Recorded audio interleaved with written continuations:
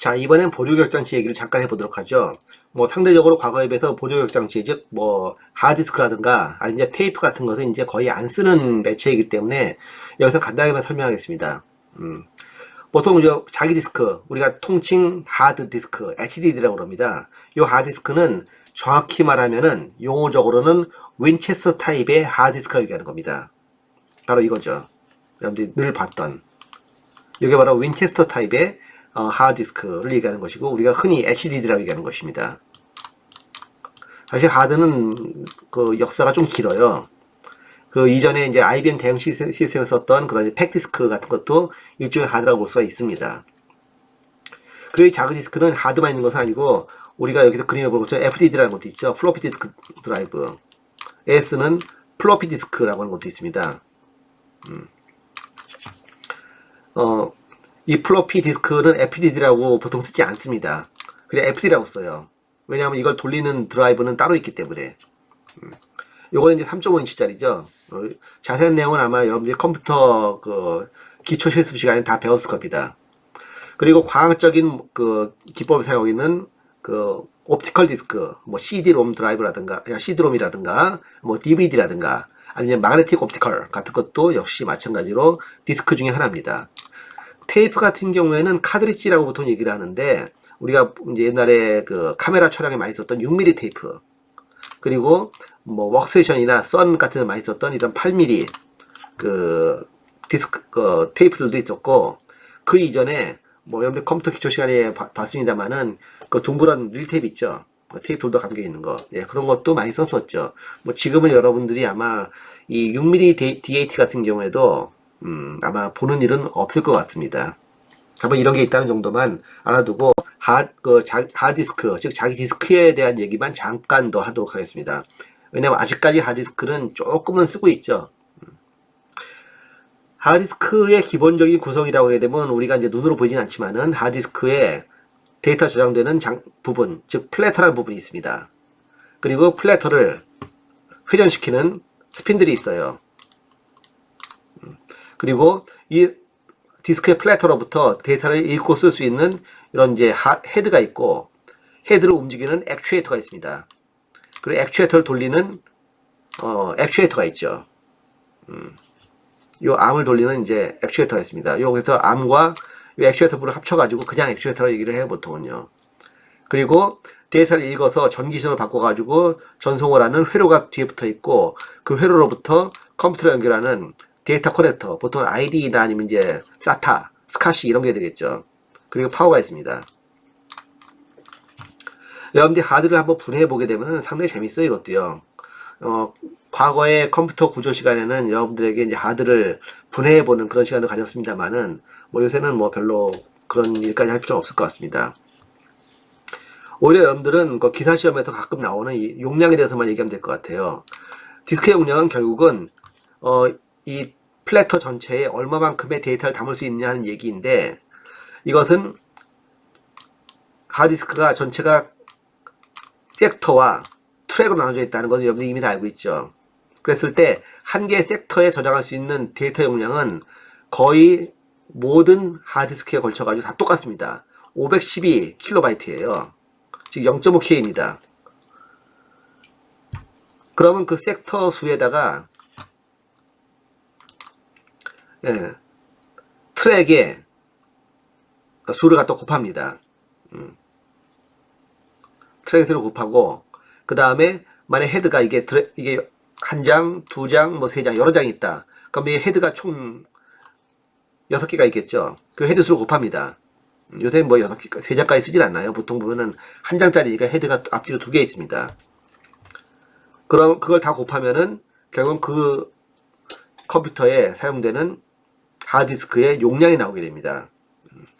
그래서 뭐 섹터 수에다가 그 다음에 트랙 수를 곱하고 헤드 수를 곱하면 되겠는데, 헤드 수는 어차피 고정되어 있고, 한 장짜리면 이제 앞뒤로 하나씩밖에 없으니까 2개로 고정되어 있고, 섹터에 해당하는 한 개의 섹터에 해당하는 용량은 어차피 512KB입니다.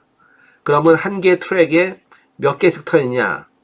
보통은 플로피면은 15개, 하드 같은 경우는 총 36개의 섹터가 있습니다. 이것도 거의 안 바뀌어요. 똑같아요, 다. 모든 하드디스크에 대해서 다 똑같습니다. 한 해 트랙당 36개 섹터, 이거 다 똑같기 때문에 결국은 하드디스크 용량은 트랙 수로 결정한다는 것입니다. 요 플래터에 여기서부터 여기까지 사이에 이 트랙이 몇 개가 있냐는 것이죠. 근데 예를 들어서 1테라짜리 디스크가 있다. 여러분들 1테라짜리 디스크는 뭐 그냥 웬만하면 다 쓰죠. 1테라짜리가 있다. 그러면 1테라는 정확히 말하면 이제 이 정도의 용량인데, 이 정도 용량이 나오려면은 도대체 트랙이 몇 개 있어야 되느냐? 플래터가 2장짜리라 가정하고, 많이 봐줘서 2장짜리라 가정하고, 그리고 0.512의 그 섹터당 용량 가지고 있죠. 그러면은 총 몇 개의 트랙이 있어야 되느냐? 무려 몇 개예요? 단십, 백, 천만, 십만, 백만, 천만, 억, 10억, 100억, 1000억. 좀 많네요. 좀 많죠. 굉장한 크기 숫자의 용량이 있어야 되는 겁니다. 그리고 한 개의 트랙에 이제 보통 36개 정도의 섹터가 있다고 얘기했으니까는 다시 이걸 갖다가 맞아 36 나눠보면 되겠죠. 그래도 참 어마어마한 숫자죠. 요 좁은 공간에 정말 거의 1000억 개에 가까운 그런 트랙이 있다 그러면은 눈 돌아갈 일입니다. 현대 과학기술이 어느 정도인지 알겠죠. 자, 이 숫자를 보면 눈이 어지러지니까 그 다음으로 보겠습니다. 디스크 성능을 나타내는 경우도 꽤 있는데, 성능 같은 경우에 보통 어떻게 나타내냐면 액세스 타임이라고 하는 걸 얘기합니다. 하나의 데이터를 갖다 읽으려고 그럴 때 그 데이터를 갖다 디스크가 읽어가지고 돌려주는 시간이 얼마나 걸리냐는 겁니다. 요것도 참 기타 시험에 많이 나왔던 건데, 디스크 액세스 타임이라는 것은 seek time, 그리고 rotational delay, 그리고 이제 transfer time, 세 가지를 합친 숫자의 평균으로 얘기합니다. 그래서 굉장히 많이 액세스 해봤을 때 그 액세스한 값의 평균 값을 갖다 이제 액세스 타임이라고 그러는데, seek time은 헤드가 데이터가 있는 트랙으로 옮겨가는데 걸리는 시간입니다. 예를 들면 데이터가 여기 있다. 그럼 이 데이터가 이렇게 쭉 돌아가지고 오려면은 헤드가 바로 그 트랙 밑에 있어야겠죠. 이렇게 헤드가 움직이는 시간, 이게 바로 seek time이에요. 보통 액세스 타임에서 이 seek time이 가장 많은 양을 차지하게 됩니다. 로테이셔널 딜레이라고 하는 것은 지금 읽을 데이터 여기 있다. 그럼 헤드가 데이터가 있는 트랙에 왔다 할지라도 디스크가 삥 돌아가지고 헤드 밑을 지나야겠죠. 즉 데이터가 삥 돌아서 헤드까지 오는데 걸리는 시간의 평균값, 요거 갖다 로테이셔널 딜레이라고 합니다. 요건 보통 디스크의 RPM, 디스크가 이제 9600rpm이냐 뭐 아니면 7200rpm이냐 아니면 3600rpm에 따라 가지고 달라지는 것이죠. RPM이 클수록 로테이셔널 딜레이가 짧아집니다. 짧아질수록 좋은 거죠. 트랜스퍼 타임은 전자회로에서 이 읽은 데이터를 갖다가 전자회로에서 처리를 해가지고 ID로 내보내주는 데 걸리는 시간입니다. 이건 전자적인 시간이기 때문에 제일 짧죠.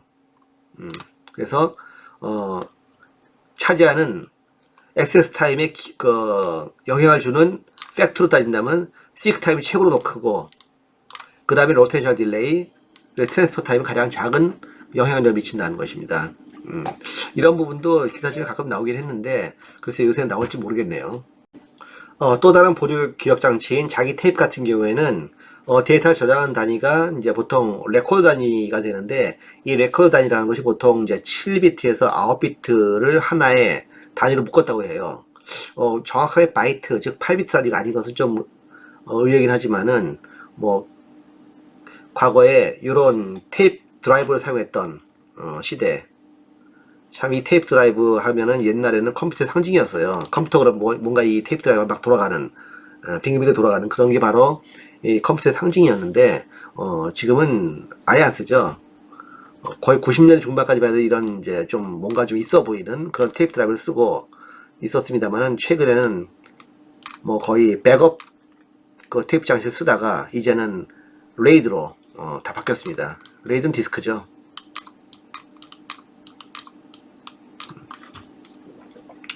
이렇게 테이프 장치가 사용될 때는 요 동그란 테이프 카드를 있지. 요걸 릴탭이라고 했어요. 요 릴탭이 빙빙 돌아가면서 테이프 위에 데이터 기록을 했습니다. 그랬는데 그 카드 리치 방식으로 바뀌더니 그다음에 D8로 바뀌고 이제는 레이드로 바뀌는 그런 추세입니다. 이런 모양이 있다는 것 정도만 알아두면 될 것 같습니다. 자세한 건 컴퓨터 개론 시간에 배웠을 테니까 여기서는 이 정도로 여러분들에게 이제 소개를 마치도록 하겠습니다. 하드디스크를 얘기할 때 우리가 레이드라고 하는 개념을 얘기할 때 많습니다. 최근에 그 백업 장치는 하드나 아니면 SSD를 사용해가지고 레이드를 구성하는 경우가 많습니다. 이 레이드의 용어 자체는 여기 지금 써있는 것처럼 Redundant Array of Independent Disk라고 하는 그러한 용어의 약자인데 초창기에 레이드가 나왔을 때는 이제 Redundant Array of Independent가 아니고 Inexpensive, 즉 산디스크라는 용어를 썼습니다만은 그 이후에 레이드 발달하면서 그리고 이제 하드디스크의 가격이 상대적으로 싸지면서 inexpensive라는 말은 쓰지 않고 그 대신에 독립적인 여러 디스크를 모아가지고 만든 장치다라고 해가지고 Array of Independent Disks라고 하는 그런 용어를 사용하게 됐습니다. 그래서 지금은 공식 용어가 그래요. 이 레이드라고 하면 공식적인 그 용어 해설이 Redundant Array of Independent Disks 이렇게 얘기를 하게 됩니다. 이러한 레이드를 구성하는 방법에 따라 가지고 여러 가지 레벨로 나뉩니다. 이 레벨은 뭐 레벨이 높다고 해서 디스크가 좋거나 빠르거나 그런 거 아닙니다. 그런 게 아니라 그냥 레이드를 만드는 방법이에요. 최근에는 그래서 많이 사용하는 레이드 레벨이 레이드 0이거나 1이거나 아니면 5이거나 이런 걸 주로 많이 사용하는데 안정된 데이터를 사용해야 되는 그런 대용량 시스템 같은 경우에는 레이드 1을 쓰는 경우도 많고 엔간한 데는 레이드 5를 쓰는 경우가 많은 것 같습니다. 레이드 5 아니면 레이드 6 이런 걸 많이 쓰게 되는데 레이드 0 같은 경우는 스트라이핑 해가지고 그냥 데이터를 갖다가 블럭 1, 2, 3, 4, 5, 6, 7, 8 갖다가 각각 디스크에다 나눠 놓는 거예요. 그러니까 말하자면 그냥 여러 개 디스크 쓰는 거죠. 근데 레이드 1 같은 경우에는 미러링 해가지고 같은 데이터를 갖다가 두 개 디스크에다가 여기다 놓습니다. 그러면 한 개의 디스크가 죽었다. 그래서 똑같은 데이터가 다른 디스크에 있으니까는 안전하겠죠. 은행 금융 시스템 같은 경우에는 이런 레이드 1 같은 거 씁니다. 그러면은 뭔가 페일이 났을 때 굉장히 안정하겠죠. 안정되어 있을 텐데 문제라고 한다면은 똑같은 데이터를 갖다 두 군데 저장하니까 저장 비용이 2배가 돼버리죠. 그래서 비용이 많이 듭니다. 하지만 은행 같은 데서는 뭐 돈 많으니까 거기는 돈이 많이 드는 게 문제가 아니고 안전하게 저장하는 게 중요한 거죠. 그래서 이런 레이드 1 같은 걸 많이 쓴다고 합니다. 레이드 2 같은 경우에는 이제 이 데이터가 저장되어 있을 때 데이터의 안전성을 갖다가 보장하기 위해서 해밍 코드 방식의 이런 리더넌트 데이터를 갖다 둡니다. 그래서 이 코드에 의해 가지고 만약 데이터 이게 하나 뭐가 깨졌다. 그러면 나머지 데이터 블록을 가지고 그리고 해밍 코드를 가지고서는 요 데이터 무엇이었는지를 갖다가 거꾸로 찾아낼 수가 있습니다. 그래서 디스크 하나 죽더라도 안 죽은 것처럼 동작할 수 있게 되겠죠. 레이드 3 같은 경우에는 이제 이런 해밍 코드 방식을 좀 더 확장해 가지고 이번에 해밍 코드가 아니고 페리티를 쓰는 경우입니다. 페리티를 써 가지고 저장하기 때문에 데이터가 있고 그 데이터에 해당하는 페리티가 있습니다. 뭐 짝수 페리티건 홀수 페리티건 이런 방식으로 쓰는 것이 레이드 3고 그럼 데이터 디스크에다가 더하기 페리티 디스크 하나만 더 있으면 됩니다. 해밍 코드는 코드가 길기 때문에 여러 개 디스크가 더 있어야 되겠습니다만은 페리티를 쓰게 되면은 하나만 쓰면 되죠. 그 대신에 해밍에 비해서는 조금 불안정할 수도 있습니다. 레이드 4 같은 경우에는 방식은 똑같은데 그냥 페리티 방식을 쓰는 건데 레이드 4 같은 경우에는 공유 디스크에다가 페리티를 저장하는 방식이다 하는 것이 좀 다른 부분이고 레이드 5 같은 경우에는 이 페리티 디스크 부분 자 페리티 디스크 썼을 경우에 문제가 뭐죠? 이게 나가버리면 골아프죠? 골아픕니다. 그래서 이 페리티 데이터를 갖다가 여러 개의 디스크에다가 분산을 시켜 놓는 그런 방식입니다. 이게 바로 레이드 5예요. 그러니까 기본적으로는 레이드 3나 4나 5나 별 차이 없습니다. 다만 어느 경우에 어느 방식이 더 안전한지 이러한 그 경우의 수가 다를 뿐입니다. 그래서 어떤 데서는 레이드 3를 쓰기도 하고 어떤 데서는 레이드 5를 쓰기도 해요. 어떤 레이드 레벨에 쓰느냐는 것은 이거는 이제 저장 장치에 대한 시스템 공학자, 컴퓨터 공학자들이 잘 연구를 해서 쓸 일이고 이런 부분에서 요 저장 장치에 관련된 전문가들이 상당히 역할을 많이 하게 되죠. 또 다른 형태의 메모리는 이제 어소시에이티브 메모리 하는 게 있습니다. 요 메인 메모리하고 약간 그 다른 개념의 메인 메모리입니다. 이걸 메인 메모리 쓰는 경우도 있고 보통 캐시에 많이 쓰는 것 같아요. 메인 메모리가 동작할 때는 메인 메모리에 주소를 주면은 해당 주소에 있는 데이터를 출력해 주죠. 또는 주소를 주고 데이터를 주면은 해당 주소에 데이터를 집어넣습니다. 이건 다시 말하면 어떤 얘기가 되냐면은 주소를 줬을 때 데이터를 검색하는, 말하자면 주소 기반의 데이터 검색을 하는 방식이 우리가 통상적으로 알고 있던 메인 메모리, 램입니다. 근데 어소시에이티브 메모리 뭐냐면은 메모리에 저장되어 있는 데이터를 찾을 때 주소를 줘가지고 데이터를 찾는 게 아니라 내용을 가지고, 컨텐츠를 가지고 찾습니다. 즉 내용 기반의 데이터 검색인 거예요. 그래서 메모리 액세스 할 때 주소를 넘겨주는 게 아니라 찾고자 하는 데이터의 내용을 줍니다. 이런 거죠. 예를 들어서 여기 하나에 이제 어소시에이티브 메모리가 있다. 그러면 그 메모리의 구성은 이렇게 되어 있습니다. 아규먼트 레지스터가 하나 있고, 그 다음에 이제 키 레지스터가 있어요. 아규먼트 레지스터에다가는 내가 검색하고자 하는 데이터의 전체 또는 일부를 집어넣습니다. 그리고 키 레지스터는 그 중에 어느 비트를 마스킹할 것인가를 정해요. 그리고 어소시에이티브 메모리가 여기 있습니다. 로직이 있죠. 그랬을 때 만약에 어떤 내용을 줬는데 이 안에서 그 내용과 전체 또는 부분이 일치하는 그런 부분이 있다. 그러면 그 일치되는 게 예를 들면 여기 있다. 그럼 그게 몇 번지인지를 나타내 줍니다. 요게 어소시에이티브 메모리예요. 메인 메모리는 주소를 던져주면은 데이터를 출력한다고 그랬죠. 하지만 어소시에이티브 메모리는 반대로 데이터를 던져주면은 그 데이터가 메모리에 몇 번지에 있다라고 주소를 던져줍니다. 그러니까 어떻게 보면 서로 반대인 거죠. 동작한 내용 부분이 이렇습니다. 예를 들면 내가 찾고자 하는 데이터가 이거예요. 그래서 아규먼트 레지스터에다가 101, 1111, 00을 집어넣습니다. 그리고 키 레지스터를, 매스크 레지스터를 갖다가 111 빵빵빵 넣었어요. 따라서 요 앞에 세 자리만 검색하겠다는 얘기입니다. 그랬을 때 극단적으로 말해가지고 만약에 이 어소시에이티브 메모리에 데이터 두 개밖에 없다. 워드 1하고 워드 2밖에 없다 가정을 해봐요. 그러면은 요 워드 1하고 워드 2의 앞에 세 비트를 검색해 봅니다. 그래서 매치되는 게 어느 거예요? 워드 2가 매치가 되죠. 그래서 그럼 이게 매치됐다라고 매치하고 손을 딱 들어주는 겁니다. 그래서 어떤 레지스터나 아니면 이제 신호를 주는 거예요. 예를 들면은 여기 있는 데이터가 예를 들면 이게 워드 1이 1, 0, 0이고 워드 2라고 가정해보죠. 이게 1, 0, 1이다. 근데 이렇게 아규먼트 레지스터에 값을 주고 키 레지스터를 이렇게 해놨다. 그러면은 요거는 요 세 비트는 일치하지 않죠. 요건 일치하죠. 일치하면 요 값이 1이 되는 거고 일치하지 않는 값은 다 0으로 남는 겁니다. 그래서 매치됐다. 그러면은 바로 요 비트가 내가 매치됐다. 그럼 너 몇 번지냐? 아, 내가 1번지다. 이런 식으로 이제 리턴을 해주는 겁니다.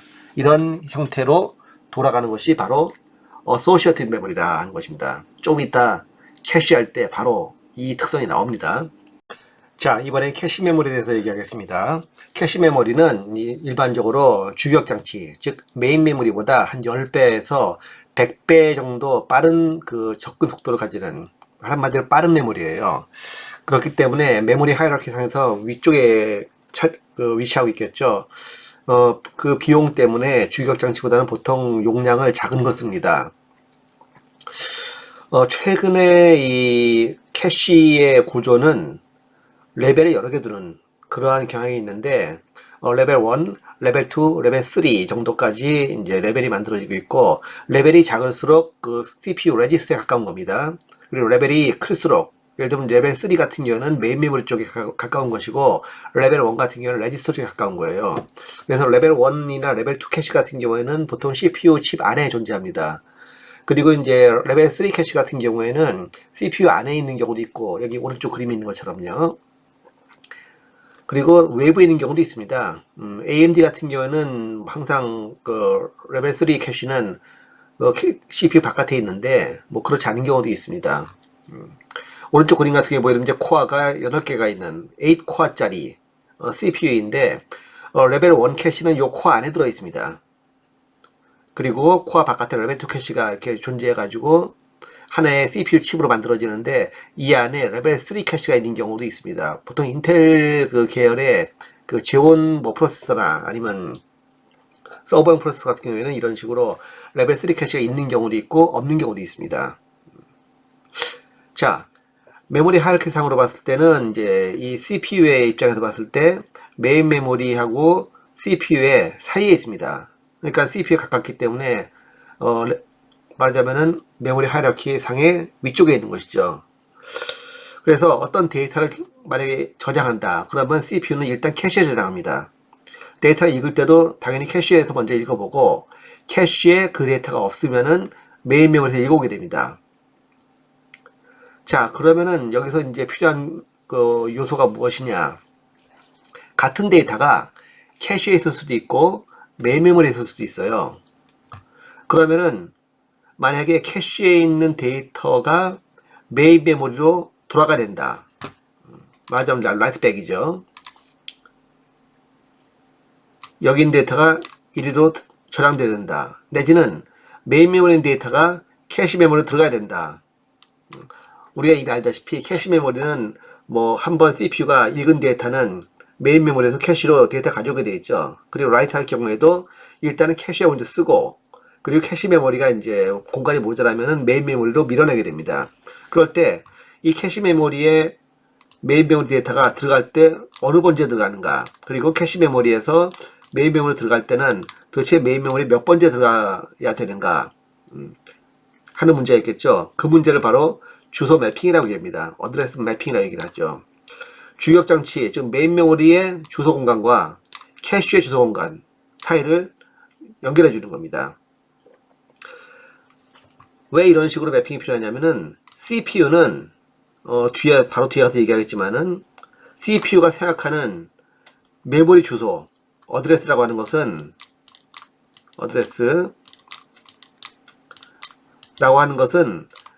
메인 메모리하고 캐시 이런 게 구별이 없습니다. 한마디로 CPU는 지금 자기한테 붙어있는 메모리가 뭔지 몰라요. 모른다는 말은 좀 심했네요. 모른다기보다는 신경 쓰지 않습니다. 그냥 CPU는 자기가 원하는 데이터의 주소를 내보내고 그리고 그 주소에 해당하는 데이터를 받을 뿐입니다. 근데 그게 캐시에 있으면 캐시에서 오는 것이고 메인 메모리에 있으면 메인 메모리에서 오는 것이죠. 그렇기 때문에 어떤 데이터가 캐시에 있다.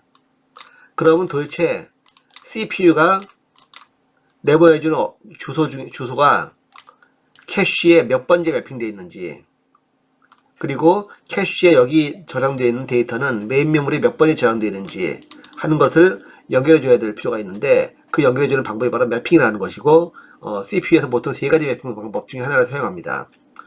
Associative Mapping, Direct Mapping, 그리고 Set Associative Mapping 이라는 세 가지 방법을 사용합니다. 어떤 식으로 캐시하고 메인 메모리 간의 주소를 매핑하는지 한번 알아보도록 하죠. 자, 제일 먼저 Associative Mapping을 보겠습니다.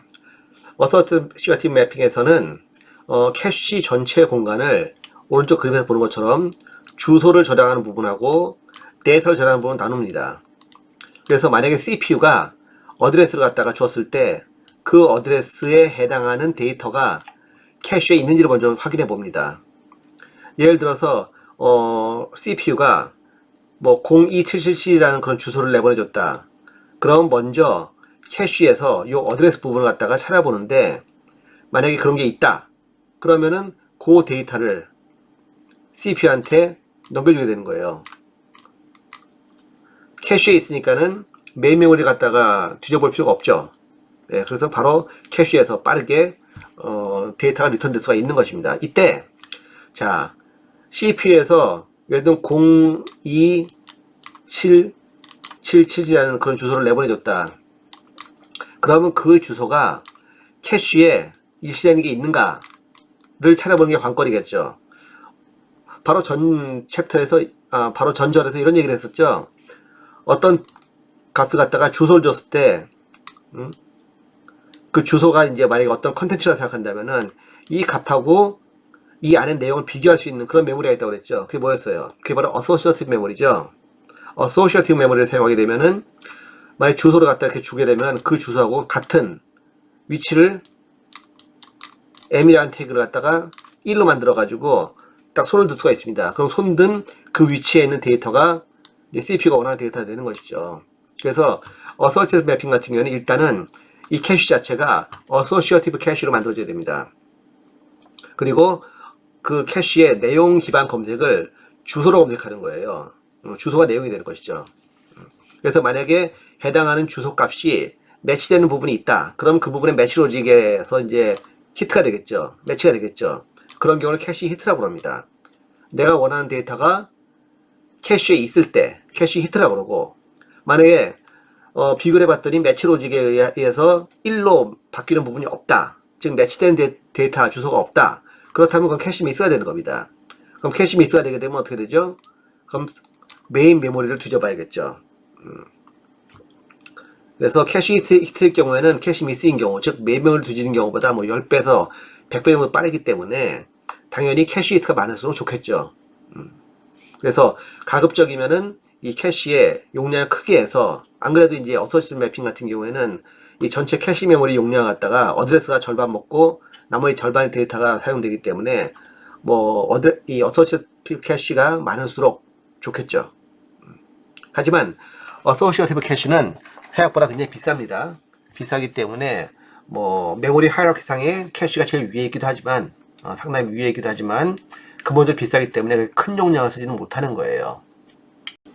두 번째로 CPU 주소를 갖다가 CPU가 내보낸 주소를 캐시 주소로 매핑하는 방법으로 직접 매핑, 즉 다이렉트 매핑 하겠습니다. 요거는 CPU가 내보내준 주소 중에 일부를 캐시 주소로 그냥 쓰는 거예요. 그대로. 즉 직접 CPU의 주소 일부를 직접 캐시 주소 썼다 해가지고 직접 매핑이라고 얘기합니다.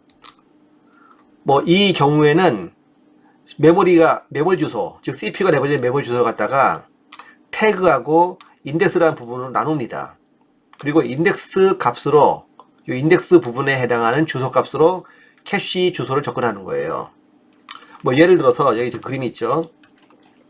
메인 메모리가 32kg예요. 12비트짜리 메모리입니다.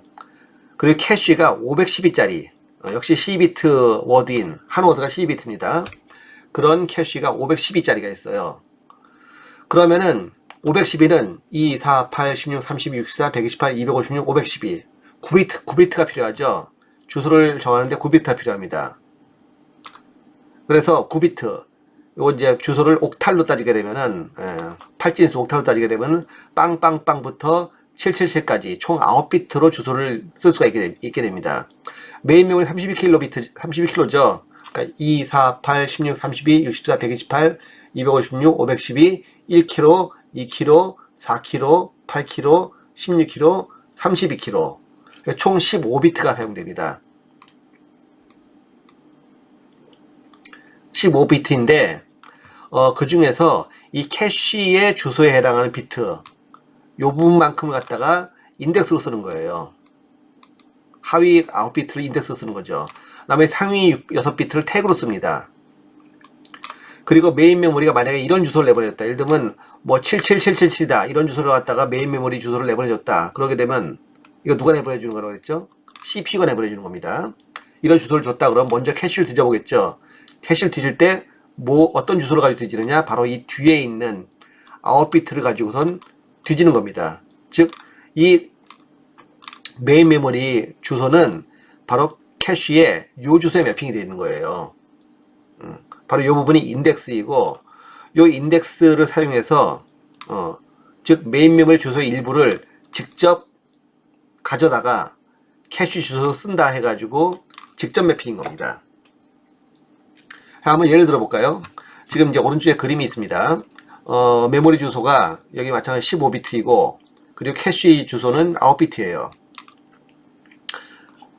만약에 0번지의 주소에 대해서 CPU가 접근하려고 했다. 그러면 먼저 캐시를 한번 뒤져봅니다. 캐시를 뒤졌을 때 0번지의 뒤에 3비트 빵빵빵 번지겠죠. 이거는 역시 캐시의 0번지입니다.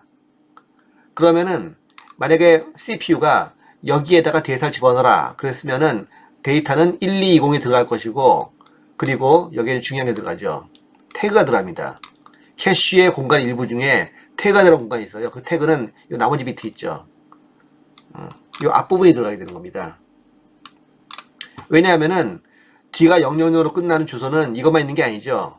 이것도 000으로 끝나고 이것도 000으로 끝납니다. 마찬가지로 777로 끝나는 주소도 이것만 있는 게 아니라 이것도 있고 이것도 있습니다. 그런데 뒤가 000으로 끝나게 되면 무조건 1위로 가야 돼요. 0번지로 가야 됩니다. 그러면 여기 있는 데이터가 여기서 온 데이터인지 아니면 여기서 온 데이터인지 알 수가 없죠.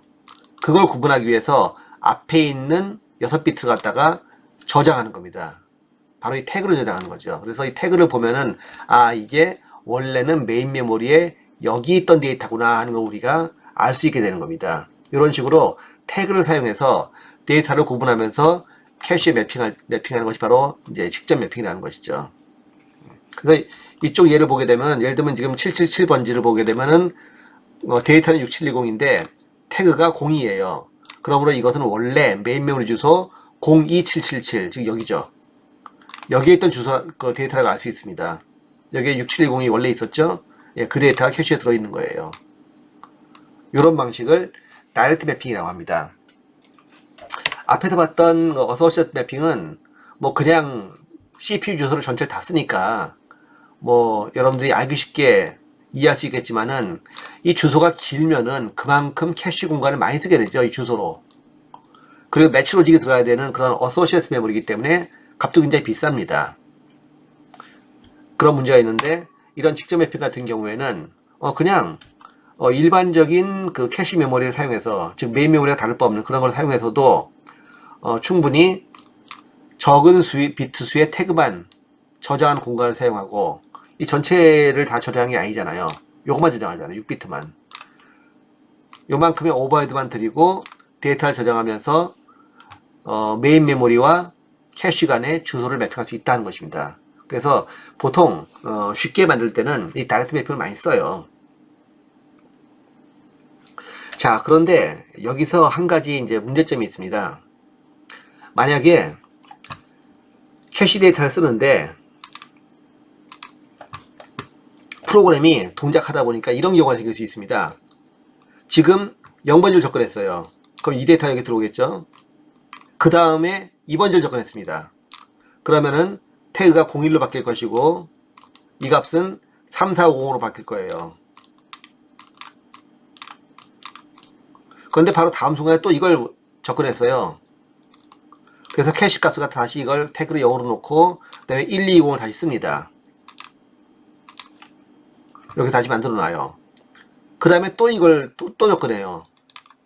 그러면은 캐시에다가 계속 새로 데이터를 갖다 갈아 넣다가 볼일 다 보죠.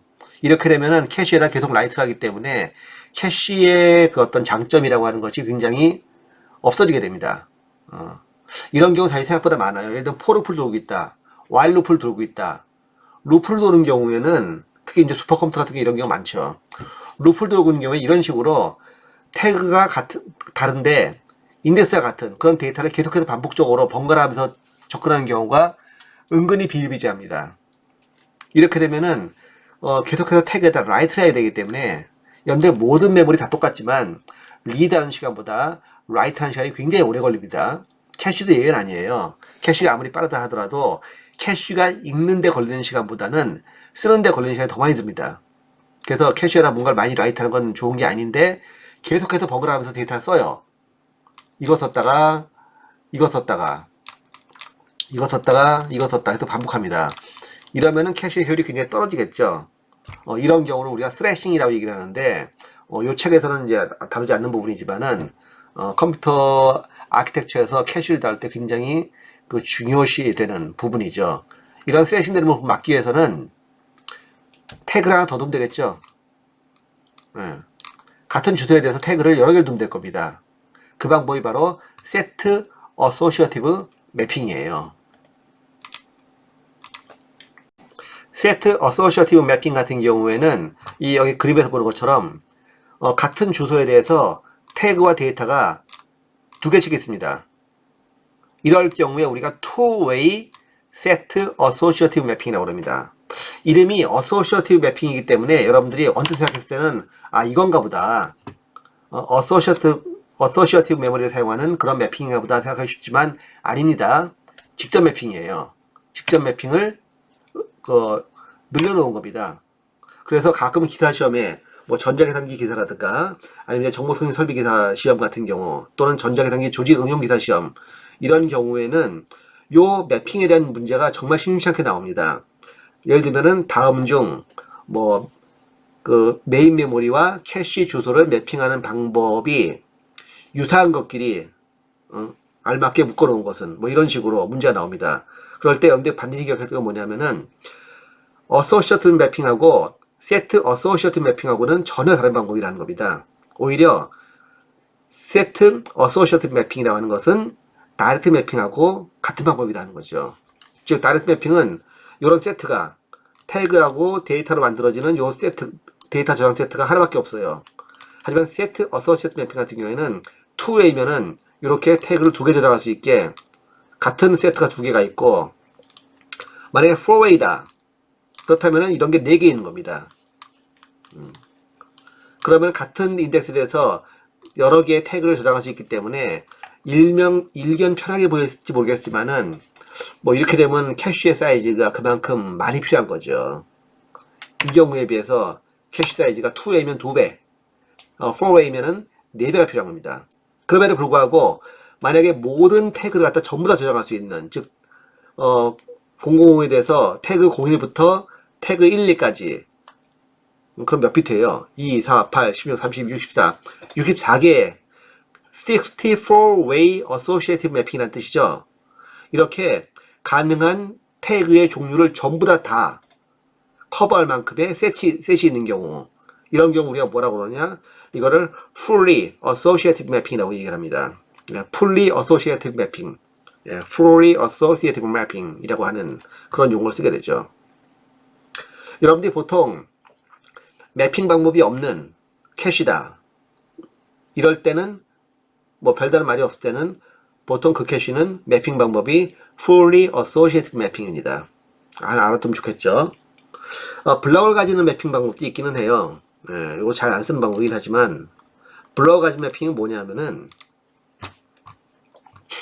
같은 태그를 가지고 있는 그러한 그 인덱스 부분을 갖다가 묶어가지고 하나의 블록으로 만듭니다. 예를 들면은 인덱스 중에서 00부터 007까지를 하나의 블록으로 만들고 001에서 017까지 하나의 블록을 만드는 것이죠. 즉 8개씩의 인덱스를 갖다가 주소 공간을 하나씩 블록으로 만드는 겁니다. 그러면은 주소를 갖다가 9개의 인덱스를 다시 블록과 워드로 나누는 거예요. 그랬을 때 블록의 개수는 몇 개가 되겠죠? 6비트만큼이 되겠죠, 결국은요. 그리고 6비트만큼 6비트만큼 되겠죠. 그리고 나머지 하나에 대해서는 3비트가 바로 이 워드의 주소가 되는 겁니다. 그래서 3비트니까 8개죠. 000부터 007까지 8개가 되는 것이죠. 이런 식으로 인덱스를 다시 블럭과 워드 값으로 나눠 가지고 매핑하는 그런 방식을 우리는 블록을 가지는 직접 매핑이라고 하는 방법입니다. 역시 직접 매핑이에요, 이것도요. 그래서 다음 중 같은 매핑 방법을 기반으로 하는 그런 캐시 매핑 방법은 이런 문제가 나온다고 그러면은 직접 매핑과 블록 직접 매핑 그리고 set associative mapping 이 세 가지는 같은 방법에 기반한 것이다 하는 것이죠. 그리고 associative mapping만 다른 방법입니다.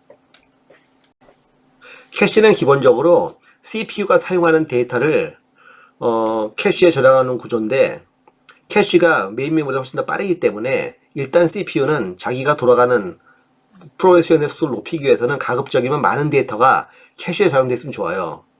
그런데 캐시라고 하는 건 용량이 아무래도 메인 메모리보다 작기 때문에 결국은 캐시가 꽉 차는 경우가 생기죠. 꽉 차는 경우가 생기기 때문에 언젠가는 캐시에 있는 데이터를 갖다가 메인 메모리로 옮겨서 복사를 해야 됩니다.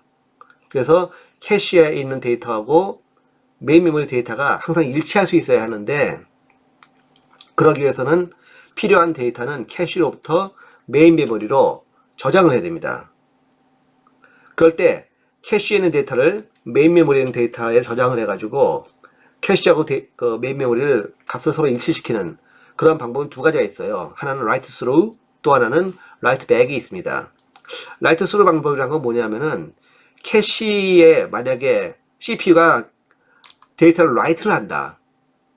그럴 경우에는 캐시하고 메인 메모리가 동시에 그냥 저장해버리는 겁니다. 이렇게 되면은 캐시에다가 write하는 속도는 빠르지만 메인 메모리에다가 write하는 속도가 느리기 때문에 결국은 CPU 입장에서 봤을 때는 데이터를 write하는 시간은 메모리에 write하는 시간으로 한정되는 거예요. 그러니까 말하자면 느려진다는 것이죠. 반면에 write back이라는 방법도 있습니다. 이거는 일단 CPU가 데이터를 write하고 싶으면은 일단 캐시 write를 해요. 그러다가 좀 메모리나 CPU가 쉬는 시간이 있다. 그러면 그때 그 틈을 타가지고 캐시에 있는 데이터를 갖다가 CPU로 복사를 하게 됩니다. 즉 먼저 저장하고 나중에 메인 메모리에다가 write back 저장을 한다 해가지고 우리는 이걸 write back 방식이라고 얘기하는 거예요. 이 경우는 당연한 일이겠지만 일단 캐시에 쓰고 캐시에 쓰는 걸로 끝내고 CPU는 다른 일을 하기 때문에 아무래도 쓰기 속도가 빠르고 CPU가 돌아가는 그런 효율이 굉장히 높겠죠. 다만 문제가 있다면은 지금 현재 캐시엔 썼는데 캐시입니다. 메인 메모리가 있어요. 근데 메인 메모리에다 라이트를 했는데 시스템이 깨졌어요. 그러면은 캐시가 페일이 났다. 그러면은 CPU에 있는 데이터는 날라가겠지만 그 데이터가 메인 메모리에 있죠. 그러면은 별 문제 없어요. 캐시 수리 안 되면 다시 쓰면 돼요. 그런데 만약에 캐시에 있는 데이터를 갖다가 메모리에다 쓰기 전에 미처 쓰지 않았는데 캐시가 깨졌다. 그러면은 이제 CPU 입장에서는 새로 계산하고 라이트해서 업데이트한 데이터인데 메인 메모리 보니까 없는 거예요. 이런 경우에는 데이터 손상이 발생하는 것이 말하자면요. 라이트백 같은 경우에는 캐시에다 일단 써놓고 나서 캐시 페일이 났을 경우에는 시스템 크래시 발생했을 때는 데이터가 손상될 가능성이 높습니다. 하지만 라이트 스루 같은 경우에는 일단 캐시에다가 쓰면서 동시에 메인 메모리를 쓰기 때문에 만약 캐시 크래시가 났다. 캐시 크래시 잘 나요. 생각보다 메인 메모리보다 훨씬 더 많이 납니다. 그렇다 하더라도 메인 메모리에 그 데이터가 같이 있기 때문에 뭐 캐시가 깨져도 별 큰 손해는 없죠. 그래서 데이터 안정성이 높다는 것입니다. 은행 시스템 같은 경우에는 굉장히 심각하죠. 만약에 내가 좀 로또를 받았어요. 한 10억을 받았습니다. 신나가지고 은행 가가지고 국민은행 가가지고 10억 갖다가 딱 예금을 했어요. 예금을 했는데 그때 그 예금한 데이터 그 정보가 지금 국민은행 서버에 지금 들어갑니다. 근데 캐시에 일단 들어왔어요. 속도가 빠르게 하기 위해서. 그리고 바로 시스템이 깨져버렸어요. 캐시 날라갔습니다. 그래서 복구된 다음에 보니까 메인 메모리에 내 10억 없어져요. 왜냐하면 캐시에서 메인 메모리 기록이 안 됐기 때문에. 그래서 국민은행 측에서는 야, 당신 10억 예금한 적 없다. 그렇게 하면은 뭐 방법 없는 겁니다. 하지만 라이트 3였다면 여러분이 10억을 예금하는 순간 그 데이터는 캐시에 들어가지만 메인 메모리에 들어가게 됩니다. 그래서 예금하자마자 시스템 크래시가 나가지고 캐시가 깨졌다. 그렇더라도 내 예금 기록은 메인 메모리에 그대로 있는 겁니다. 그 대신 다만 조금 느리죠. 아무래도 메모리에다가 라이트를 해야 되기 때문에. 리드의 경우에는 라이트 스루니 라이트 백이지 않은 그런 문제는 전혀 상관없습니다. 리드는 뭐 CPU가 무조건 캐시를 갖다 먼저 읽고 없으면 메모리에 읽는 거기 때문에 뭐 시스템 크래시 같은 이런 문제는 전혀 상관이 없는 것이죠. 만약에 CPU가 어떤 데이터를 읽기 위해서 주소를 갖다가 딱 버스에 내보내는 주소 버스에다가 띄웠는데 캐시에서 그 데이터가 돌아왔다. 즉 캐시에 CPU 원하는 데이터가 있다. 이런 경우는 캐시 히트라고 얘기를 한다고 했죠. 캐시 히트. 그랬을 때 CPU가 데이터를 쭉 접근하는데 평균적으로 캐시에서 몇 퍼센트나 히트가 되느냐 하는 것을 우리가 캐시 히트라고 얘기합니다. 캐시 히트 레이시오라고 하는 것이죠. 이런 캐시 히트 레이시오는 일반적으로 이제 뭐 캐시의 용량에 따라서 또는 캐시의 어떤 구조에 따라서 좀 다르긴 하지만은 대개는 한 85%에서 95% 정도의 데이터가 캐시에서 히트가 된다고 합니다. 여기에는 이유가 있죠. 여러분들이 컴퓨터 그 기초나 아니면 이제 컴퓨터 개론 시간에 배우는 정말 몇 안 되는 컴퓨터 공학 쪽에서의 그 원리, 법칙 이런 게 몇 가지 있었죠. 뭐 암들의 법칙도 있었고 몇 가지 있는데 그 중에서 하나의 중요한 프린시플이 있었죠. 바로 지역성의 원리입니다. 로컬리티, 프린시플 오브 로컬리티라고 하는 그런 지역성의 원리가 있었습니다. 컴퓨터라고 하는 것은 지역성의 원리가 굉장히 강하게 적용되는 그런 구조이기 때문에 이 캐시 히트율이 높을 수밖에 없어요. 캐시에서 한번 히트한 것은 그 캐시 주변에 있는 다른 데이터도 히트 가능성이 높다는 것이죠. 그렇기 때문에 보통 캐시 히트율은 좀 높습니다. 또는 뭐 반대로 캐시 미스율은 그 성능 나타내기도 해요. 캐시 미스율이 5%냐, 10%냐, 15%냐 이렇게 나타내기도 합니다. 근데 대개는 이제 시스템을 설계할 때 가급적이면 캐시 히트율이 높게 설계를 합니다. 오른쪽 그림 보게 되면은 보통 이제 L1 캐시 같은 경우에는 한 50% 정도, L2 캐시 같은 경우에는 거의 한 90% 정도 히트가 됩니다. 이거 왜 그러냐면 L1 캐시가 그만큼 그 용량이 작기 때문에 그래요.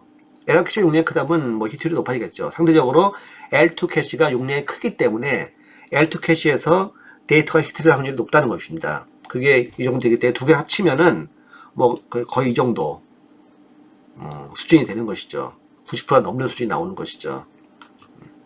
그래서 L1 캐시가 얼마나 빠르냐는 것도 중요하지만 L2 캐시가 또 얼마나 용량이 크냐는 것도 중요합니다.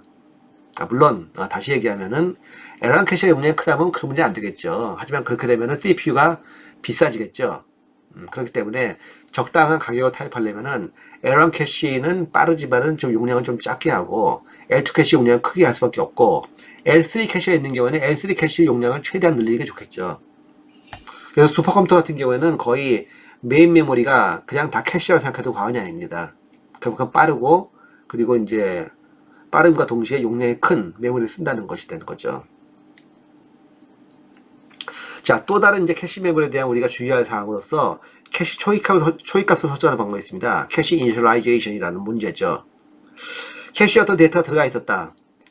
그런데 만약에 캐시에 데이터가 들어가 있었는데 CPU에 의해서 더 이상 이 데이터를 안 써요. 이제 이 데이터 이제 쓸 필요가 없다. 무효다. 그랬을 경우에 만약에 CPU가 그 다음에 또 0번지를 갖다가 접근하게 되면 이 데이터가 그대로 캐시에 리턴 되겠죠. CPU에 리턴 되겠죠. 근데 이미 이 데이터는 무효인 데이터예요. 그러면은 잘못된 데이터가 CPU한테 전달될 수가 있는 것이죠. 그러면은 이 데이터가 현재 밸리드한 것이다. 아니면 인밸리드한 것이다. 하는 것 갖다가 알려줄 필요가 있겠죠. 바로 그런 걸 알려주는 비트가 있습니다. 그걸 바로 밸리드 비트라고 해요. 여러분들이 운영체제 시간에도 배우겠지만은 컴퓨터의 그 성능을 높이기 위해서 보통 메모리의 데이터는 지우는 일은 없습니다. 뭐 OS에서 가비지 컬렉션 하거나 아니면 프로세서를 갖다가 익시트한 상태에서도 그 프로세서 차지했던 메모리의 내용은 안 지웁니다. 그것 때문에 뭐 CPU 에러에 의해 가지고 이제 멜트다운 그런 이제 프로그램이 생기기도 하고 여러 가지 문제가 생겼었죠. 하지만 어쩔 수 없어요. 데이터를 썼다가 필요 없으면 매번 지우려고 그러면은 지우는데 시간 상당히 많이 걸립니다. 왜냐하면 지운다는 것은 근본적으로 라이트거든요. 라이트이기 때문에 메모리를 갖다 지우려고 그러면은 상당히 많은 시간이 걸릴 수밖에 없는 건데 그러면 시스템이 느려지니까 그래서 안 지우는 거예요. 그 대신 밸리드 비트 사용해가지고 밸리드 비트가 0이면은 그 데이터는 무효인 데이터예요. 유효한 데이터가 아니란 얘기죠. 밸리드 비트가 1이면은 그 데이터는 유효한 데이터다라는 걸 나타내 주는 겁니다. 그래서 예를 들면은 요 직접 매핑을 하는 그런 캐시가 있다. 그럼 요 뒤에다가 밸리드 비트 붙입니다. 그래서 이 데이터 1이다. 그럼 현재 이 데이터는 유효한 거예요. 근데 만약에 0이다. 그럼 여기에 데이터가 있더라도 이 데이터는 더 이상 유효한 게 아닙니다. 다시 말하면 이 데이터 공간은 비어있는 거예요. 비어있는 걸로 간주하게 됩니다. 그래서 다른 데이터를 얼마나 넣고 쓸 수가 있는 것이죠. 이런 식으로 쓰는 걸 우리가 밸리드 비트다 라고 하는 것이죠. 그래서 캐시를 초기화시킬 때는 예를 들면 부팅할 때 뭐 그럴 때도 있지만 리셋 시킬 때 또는 재부팅할 때 이럴 때에는 모든 비트를 갖다가 캐시 모든 비트를 다 빵으로 세팅해 가지고 실제로는 캐시 안에 데이터가 있더라도 그 데이터는 전부 다 무효인 다 비어있는 상태로 만드는 겁니다. 이것을 캐시의 이니셜라이제이션, 즉 초기화라고 하고, 그런 초기화를 설정하는 방법은 밸리드 비트를 0으로 만드는 것이다 하는 것이죠.